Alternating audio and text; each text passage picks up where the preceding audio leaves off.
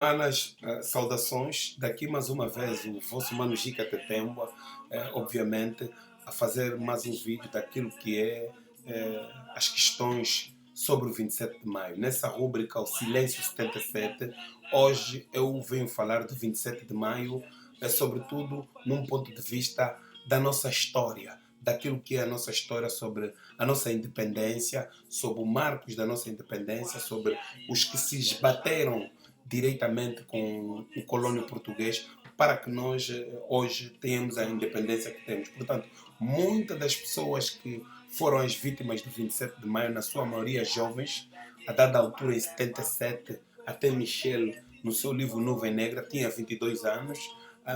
Muitos que faleceram tinham 23, 24, e foram muito jovens. Eu me lembro falar com a minha mãe e perguntar a idade que o meu pai tinha 23 anos, portanto, a fazer 24. Portanto, eram pessoas muito jovens que estavam na flor da sua vida e tinham sobrevivido à batalha da luta de libertação do nosso país, desde o período em que eles começaram a fazer parte. Muitos deles começaram a fazer parte, fizeram parte da luta de libertação já muito jovens. E hoje em dia a grande pergunta desse silêncio que a gente vê é que todos os dias, ou todos os anos, quando se comemora a independência da Angola, vê-se que há aqui um sentido de ocultar o feito pelos outros. E isso espiritualmente não funciona bem. Portanto, apesar de que os órgãos de informação em Angola, na nossa terra, que é um país que tem uma Constituição, e na Constituição, no seu artigo 40, o artigo 40 é, é nada mais, nada menos bem expressivo nos seus primeiros parágrafos. Ninguém pode cortar ou pode tirar a opinião do outro na República de Angola. Mas durante muito tempo nós vimos que as pessoas ficaram acanhadas, ficaram com medo, mantêm-se distantes. Por que desse silêncio durante 43 anos? Daí é que a gente faz perguntas e dentro dessas perguntas para encontrarmos uma direção, para vermos que não podemos negar os factos da nossa história, porque os factos da nossa história serão então eles como ponte que vão iluminar os nossos caminhos, o amanhã, para podermos encontrar um balanço entre nós irmãos e podermos conversar abertamente, com sinceridade, das nossas diferenças. Olha que quando se fala de sangue, suor, quando se fala de sacrifício das vidas que partiram, há que de todos os erros a gente ter uma lição. Qual é a lição do 27 de maio? Qual é a lição deste silêncio?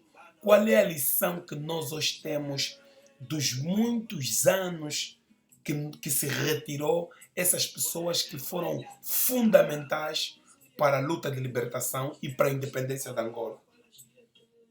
Quais são os ganhos em omitirmos que estes jovens que faleceram ali no 27 de maio, na sua maioria, e muitos mais, foram pessoas que deram o seu máximo para o melhor da Angola? Até o próprio presidente da República, o atual, João Manuel Gonçalves Lourenço, ele pode explicar melhor que eu, mas ele num dos seus discursos, e ele que disse, o presidente, que os melhores filhos de Angola morreram no 27 de maio de 1977. Só daí é que a gente vendo isso, com respeito e com a responsabilidade moral que se tem desses dirigentes políticos, é importante que essas pessoas, que o trato que se devia dar a muitos ou a quase todos que faleceram no 27 de maio devia ser um trato diferente.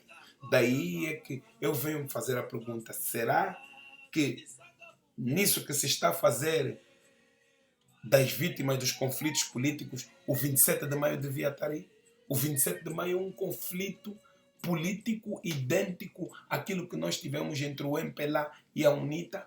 O 27 de maio é um conflito político visto como aquilo que foi a situação da FENELA e do MPLA.